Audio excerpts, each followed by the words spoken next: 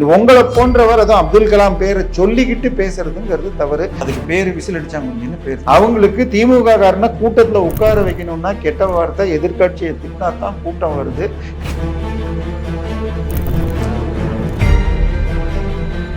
யார் எவ்வளவு கெட்ட வார்த்தை பேசுறாங்களோ அவ்வளவு கூட்டம் சேர்றதுதான் திமுக. இது எல்லாமே ஈவே ராமசாமியார்ட்ட இருந்து வந்த பழக்கம். யாரெல்லாம் ஈவேரா கொள்கை தலைவர்னு சொல்றீங்களோ அவர் இதை விட கேவலமாக பேசியிருக்கார். தமிழருடைய சமய நம்பிக்கைகளை இழிவு செய்து பேசினாலும் சரி, எந்த வழக்கும் போட மாட்டோம்னு திமுக இருக்கும் தைரியத்துலதான் பொன்ராஜ் பேசுறார். இதே விஷயம் அரசின் நேரத்தை ஏன் எஃப்ஐஆர் போடல? இதே ஒரு திமுக எடுத்து பிஜேபி காரன் சொல்லிட்டா அவன் வீட்டுக்கு ராத்திரியோட ராத்திரியா கேமராவோட போலீஸ் போகுதா இல்லையா?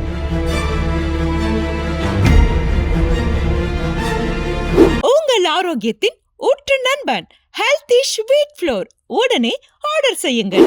4ஆம் தூண் நேயர்கள் அனைவருக்கும் வணக்கம். இன்று நம் நிகழ்ச்சியின் சிறப்பு விருந்தினர் அரசியல் விமர்சகர் தேவப்பிரியா அவர்கள் இணைந்துள்ளார். வணக்கம் சார். வணக்கம். உங்களை மாதிரியே ஒரு அரசியல் விமர்சகர் தாவேகா பெண்களை தகாத வார்த்தையில பேசியிருக்காரு. இந்த மாதிரி பொது வெளியில தாவேகா ஒரு கட்சி தலைவர் மற்றும் அவங்க தொண்டர்களை பேசுறது முறையானதா சார்? இல்ல, முதல்ல அவர் அரசியல் விமர்சகர்னு சொல்றீங்க. அவர் தன்னை அப்துல் கலாமுக்கு நெருக்கமானவர்னு ஒரு பீலா விட்டுட்டு இருக்காரு. அவர் ஏதோ ஒரு டாக்குமெண்ட்ரி எடுக்கிறதுக்காக அப்துல் கலாமுக்கு உதவி செஞ்சுட்டு உதவியாளர்னு பரப்பிட்டு இருக்காரு சொல்லிட்டு இருக்காங்க. இல்ல, அதெல்லாம் இல்லை. ஏதோ ஒரு டாக்குமெண்ட்ரி எடுக்கிறதுக்கு அவர் கான்டாக்ட் பண்ணி அந்த பீரியட்ல மாத்திரம் தான் இருந்தார். ஸோ உதவியாளர் என்பதும் உண்மை இல்லை.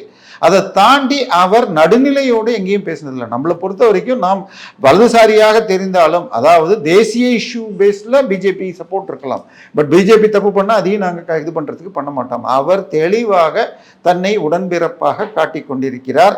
அவர் ஒரு விஞ்ஞானியோட இருக்காருன்னு சொன்னால் இவிஎம் பத்தி எல்லாம் உளறிட்டு இருப்பார், சரியா? அதனால நம்ம அவர் பேசியது சரியான்னு சொன்னா முதல்ல ஸ்லிப் ஆஃப் த டங்க்ல யார் வேணா என்ன வேணா பேசுவோம் கேமரா முன்னாடி இருக்கிறப்ப. பட் அதுக்கப்புறம் தவறாக சொல்லப்பட்டதுன்னா மன்னிப்போ இல்லை வருத்தமோ தெரிவிச்சிருக்கணும், அதையும் மாத்திருக்காருங்கிறப்ப அது ரொம்ப கீழ்த்தரமான நடவடிக்கை. ஒன்னே ஒன்று புரிஞ்சுக்கணும், அதாவது பெண்களை இழிவு செய்யறதுங்கிறது ரொம்ப ரொம்ப தப்பு. அரசியலில் இல்லாத ஆட்களை கமெண்ட் அடிக்க கூடாது. அதை முதல்ல தெளிவாக இருந்துக்கணும். அடுத்தது ஜெனரலைஸ் பண்ணி பேசுறது. திருமாவளவன் முன்னாடி மனுஸ்மிருதியில் அப்படி இருக்கார், மனுஸ்மிருதியில் அந்த மாதிரியே கிடையாது. இது எல்லாமே ஈவே ராமசாமியார்ட்ட இருந்து வந்த பழக்கம். யாரெல்லாம் ஈவேரா கொள்கை தலைவர்னு சொல்றீங்களோ அவர் இதை விட கேவலமாக பேசியிருக்கார். திருமாவளவன் காயத்ரி ரகுராம குறைஞ்ச ட்ரெஸ்ஸை போட்டுட்டு ஆட்டம் ஆடுற கேள்னு கிண்டல் பண்ணியிருக்காரு அந்த பாஜகவில் இருந்த பொழுது. அதை தாண்டி சைதை சாதிக்குன்னு சொல்லிட்டு திமுகவை சேர்ந்தவர் பாஜகவில் இருக்கிற 4 நடிகைகளை ஐட்டம்னு இதெல்லாம் பேசிட்டு அதற்காக டெல்லியில் இருக்கிற விமென்ஸ் கமிஷன் கூப்பிட்டு விசாரணை பண்ணிச்சு. இங்கே எஃப்ஐஆர் போடல. கனிமொழியுடைய கூட்டத்தில் ஒரு பெண் போலீஸை சீண்டலும் கில்லல்களும் செஞ்சாங்கன்னு எஃப்ஐஆர் போட்டதை வாபஸ் வாங்க வச்சிருக்காங்க. சட்டம் ஒழுங்கை செயல்படுத்த வேண்டியது போலீஸோட வேலை. போலீஸ் துறை அமைச்சராக தன்னுடைய கீழே வச்சிருக்கிறது முதலமைச்சர். அதனால முழுக்க இங்க சிக்கல் அதுதான். அவர் மன்னிப்பு கேட்க வேண்டும். இல்லாட்டி இன்னொன்னு, ஒரு ஸ்லிப் ஆஃப் த டங்ல பேசிட்டோம்னு வச்சுக்கோங்க. நேற்றைய தினம் ஒரு வழக்குமா, காந்தாரா படத்தில் ஹீரோவுடைய செயல் பற்றி ஒரு இதில் பேசிட்டார் இன்னொரு ஹிந்தி நடிகர். அவர் நேற்றுக்கு கர்நாடகா ஹைகோர்ட்டில் நான் பேசியது தவறு என்று நான் சாமுண்டி கோயிலில் போய் மன்னிப்பு கேட்குறேன்னு ஒன்று வழக்க வாபஸாங்க. இங்கே தமிழ்நாட்டில் அதை விட கீழ்த்தரமாக பேசியுள்ள வைரமுத்துவாக இருக்கட்டும் அல்லது பொன்முடியாக இருக்கட்டும், உதயநிதி, இவங்க யாரும் மன்னிப்பு கேட்கறதில்ல. சட்டத்தில் அந்த ஓட்டைக்குள்ள வச்சுக்கிட்டு அவர் தப்பா பேசலன்னு பொய்ய சொல்லிட்டு இருக்காங்க. ஏன்னா இவருமே அப்படிதான் சொல்லியிருக்காரு, நான் என்ன தப்பா பேசினேன், சரியா தானே பேசினேன். அதுதான் சொல்றேன், இது புரிந்து கொள்ளப்பட்ட விதத்தில் பிரச்சனை இருக்கிறது என்பதால் வருத்தம் தெரிவிக்கிறேன்னு சொல்லியிருந்தா கூட இந்த இஷ்யூ ஓடிடும். ஏன்னா உங்களுக்கு நான் அதுதான் திருப்பி சொல்றது. பொன்முடி உட்பட ஏதோ வருத்தம் தெரிவித்தார்ங்கிற மாதிரி வந்துச்சு. அது பத்தாதுங்கிறது வேற விஷயம். பட் அது கூட சொல்ல மாட்டேங்கிறார் என்றால் அவர் தன் பின்னால் அரசு இருக்கிறது என்ற தைரியத்தினால்தான் பேசுறார். இதே விஷயம் அரசின் நேரத்தை ஏன் எஃப்ஐஆர் போடல? இதே ஒரு திமுக எடுத்து பிஜேபி காரன் சொல்லிட்டா அவன் வீட்டுக்கு ராத்திரியோட ராத்திரியா கேமராவோட போலீஸ் போகுதா இல்லையா? ஸோ பிரச்சனை தமிழக அரசு திமுக ஆதரவாளர்கள் என்றால் ஒரு பார்வை, மற்றவர்கள் என்றால் ஒரு பார்வைங்கிற ஒரு தைரியம் வருகிறது. தன் பின்னால் திமுக ஆட்சி இருக்கிறதுங்கிற தைரியம் தான். இவங்க பேசுற எல்லாமே பெண்களை தரைக்குறவா பேசுற காரணம் எல்லாமே திமுக பேக்ரவுண்ட்ல இருக்கிற ஒரே காரணம் மட்டும் தானே சார்? அரசு எதுவும் நடவடிக்கை எடுக்காதுங்கிற தைரியம். அதே எஸ்வி சேகர் தனியாக பாஜக இருந்த பொழுது யாரோ ஒருவர் ஃபேஸ்புக்கில் போட்டதை ஷேர் பண்ணார்னு சொல்லி இன்று வரை வழக்கு நடந்து உச்ச நீதிமன்றத்தில் போய் அவர் அப்பீலில் இருக்கார். ஆனால் இவங்க யார் பேர்லயாவது வழக்கு போட்டீங்களா? வழக்கு போடுங்கள் என தமிழர்கள் கேள்வி கேட்டா கூட பொன்முடி பேர்ல போடப்படவில்லை, சைதை சாதிக் பேர்ல போடப்படவில்லை, உதயநிதி பேர்ல. தமிழ்நாட்டில் வழக்கு இல்லை, இந்தியாவுக்கு வெளியில 7 ஸ்டேட்ல வழக்கு இருக்கு. ஸோ தமிழ்நாட்டை பொறுத்த வரைக்கும் திமுக காரங்க தப்பு. ஏமா இதெல்லாம் விடுங்கம்மா. இது அண்ணா பல்கலைக்கழகம் நடந்து சில நாட்கள் கழிச்சு ஒரு கார்ல இப்ப குடும்பத்தோடு தனியாக போன பெண்களை திமுக கொடி போட்ட கார் சேஸ் பண்ணிட்டு போனாங்க. என்ன ஆச்சு தெரியுமா?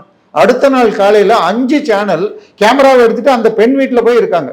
ஆனால் அந்த கார்காரனை கண்டுபிடிக்கிறதுக்கு 5 நாள் ஆச்சு. காரை நீங்க இருக்கிற அத்தனை டோல்கேட்லயோ இல்ல வழியில இருக்கிற இதுல சிசிடிவி ஃபுட்டேஜ் எடுத்தா எங்க போச்சுன்னு கண்டுபிடிக்கிறதுக்கு 1 நாள் ஆயிருக்கு. ஆனால் அவங்க போனுக்கு போலீஸ் கொடுத்த கம்ப்ளைண்ட் எப்படி சேனலுக்கு போச்சு?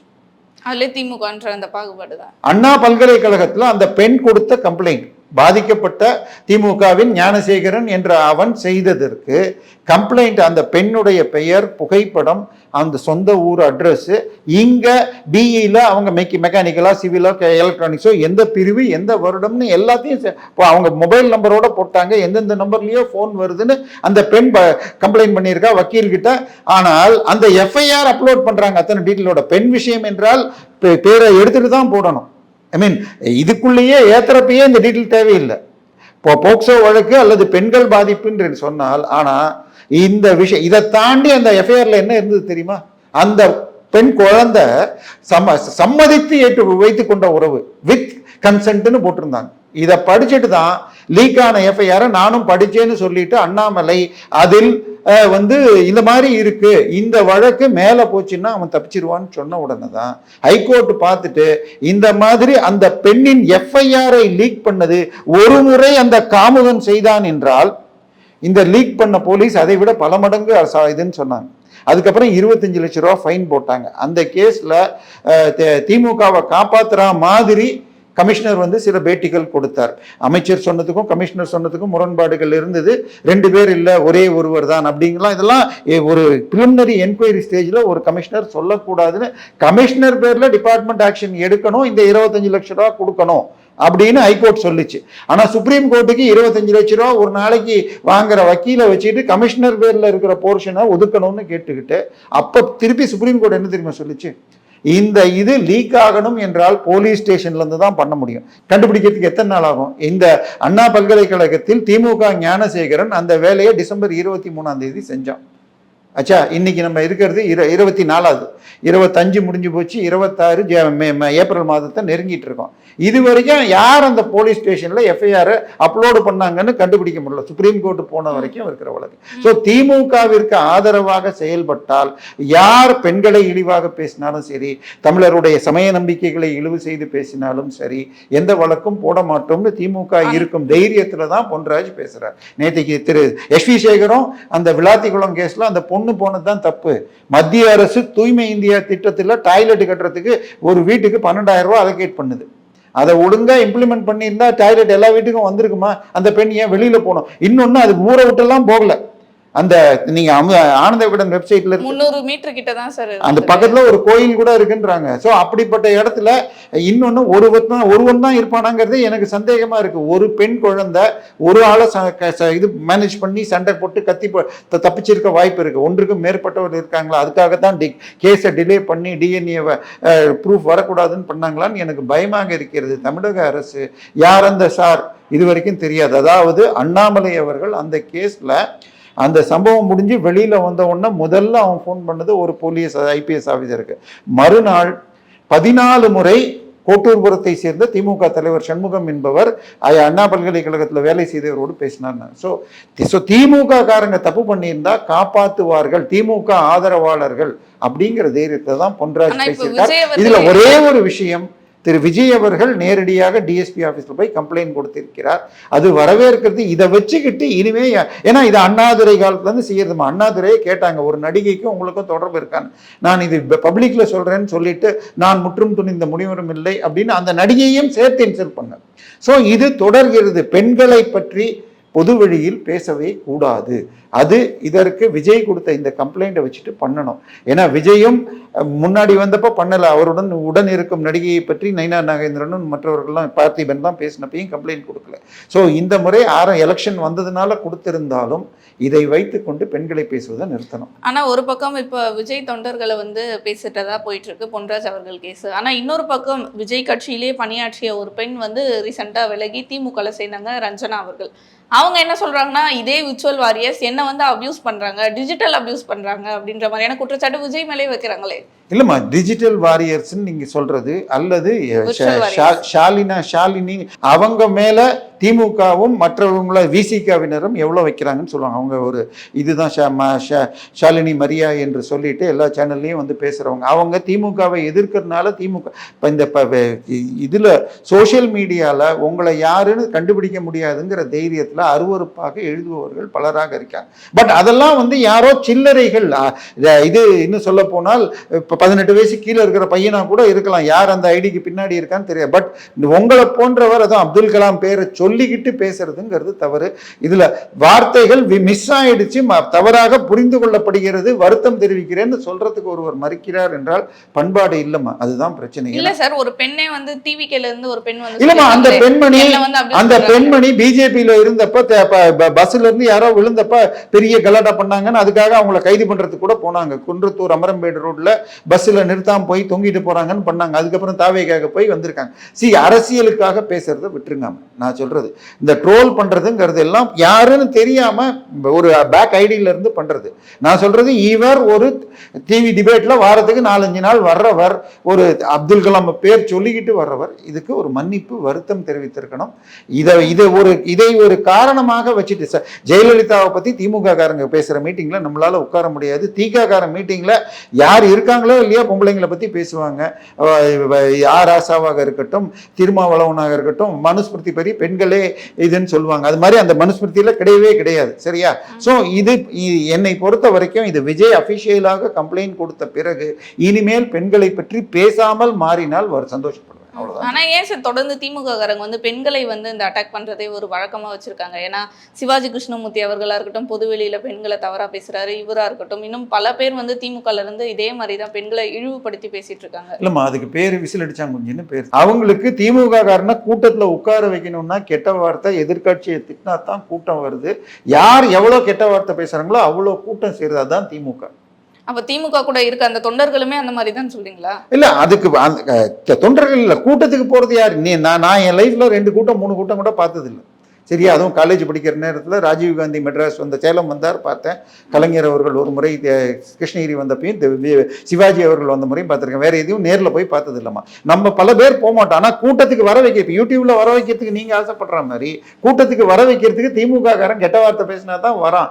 அவரை சிவாஜி கிருஷ்ணமூர்த்தியை மிக பெருமையான அளவில் உதயநிதி பேசிய வீடியோவும் இருக்கு, எங்கிட்ட தயாநிதி மாறன் பேசிய வீடியோக்களும் இருக்கு. அதை தாண்டி அவருக்கு 3 வருட சிறை தண்டனை கிடைத்து பேசுறது ஓகே. ஆனா எது பேசினாலும் தப்பா. கெட்ட வார்த்தைனாலே எதிர்கட்சிக்காரன ஆரம்பிக்கிறப்பயே தவறான நம்மளால சொல்ல கூட முடியாது. அப்படித்தான் ஆரம்பிப்பாங்க. அதனால நான் சொல்றது இது முழுமையாக தடை செய்யணும். சிவாஜி கிருஷ்ணமூர்த்தி எல்லாம் பேச்சாளர்களும், அவங்கெல்லாம் ஆபாச பேச்சாளர்கள்னு சொல்றது தான். அதே போல ஈவன் பேப்பர்ல வந்து தாழ்த்தப்பட்டவர்கள்ங்கிற வார்த்தையெல்லாம் தவிர்க்கணும். தலித், தாழ்த்தப்பட்ட பட்டியல் ஜாதிகள்ங்கிறது தான் இது. தாழ்த்தப்பட்டவர் என்ன வந்து ஒரு முன்னாள் IAS அதிகாரி தாழ்த்தப்பட்டவர்களை போல நடத்தினார்கள்னு தயாநிதி மாறன் பேசினார். அப்ப என்ன அர்த்தம்? ஸோ திமுகவை பொறுத்த வரைக்கும் அவர்கள் உயர் ஜாதிகளுக்காகவே நடத்தும் ஒரு கட்சி. ஈவேரா அவர்கள் நம்மில் எதிரிகள் 4 பேர், நம்மில் முன்னேறியவர்களான பார்ப்பனர்கள், நம்மில் கீனாவர்கள், கிறிஸ்துவர்கள், முஸ்லிம்கள்னு விடுதலையில் வந்த பேப்பர் கட்டிங் நெட்ல இருக்கு. ஸோ எதிரிகள் என்றாலே பர்சனல் அட்டாக்கு, பெண்கள் அட்டாக்குங்கிறது ரொம்ப காமனாக இருக்கிறது. இது தடுக்க வேண்டும். அதுக்கு ஒரு நல்ல நடவடிக்கை விஜய் போய் நேரில் கம்ப்ளைண்ட் கொடுத்திருக்காரு. இதோடு நிறுத்தினா நல்லது. தமிழிசையை வந்து அவங்களுடைய ட்ரெஸ்ஸு, உடை, இதை வச்சு எவ்வளவு பாடி பண்ணாங்கன்னு பார்த்திருப்போம். ஸோ இது முதல் முறை அல்ல. ஸோ இது கடைசியாக அமைந்தால் நான் சந்தோஷப்படுவேன். அதான் நான் சொல்லுவேன். கண்டிப்பாக இந்த நிலை மாறும்னு நம்புவோம் சார். தொடர்ந்து பேசுவோம் பல நிகழ்வுகளை பற்றி. நன்றி.